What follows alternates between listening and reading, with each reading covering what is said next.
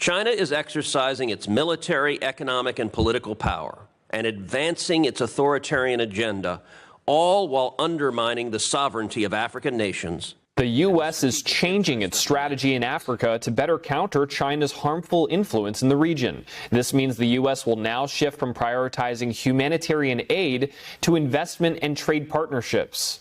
The Chinese Communist Party's interest in the region has been driven by control of critical minerals to undercut the nationwide markets and other forms of market dominance that deprives the region. Take fishing, for instance.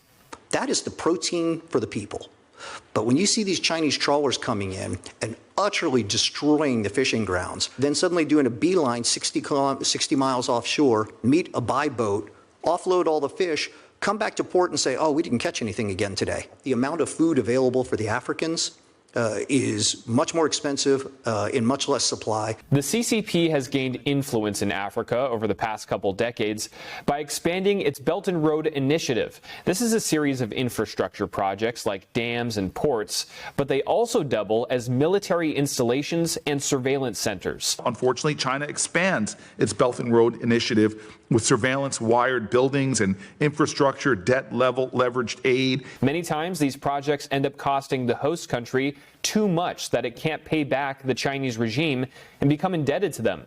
China's debt trap financing, which is often opaque, often accelerates corruption, typically does not serve the interests of the people or even the nations of Africa. When all said and done, many of these projects even end up failing. When a Chinese tailings dam collapsed and they dumped something like 40 million gallons of sulfuric acid into the Kafue River, potentially destroying the livelihoods of 6 million people. And the CCP is using its diplomatic power in Africa to prevent Taiwan from having any connection with them. In April, Somalia banned Taiwanese passport holders from entering the country, preventing the Taiwanese foreign minister from visiting the region. That when they harass Taiwan like that, they would be putting in jeopardy or calling into question their relationship with us. Going forward, the U.S. is aiming to make up for lost time to build economic relations with African nations and give them an alternative to the CCP.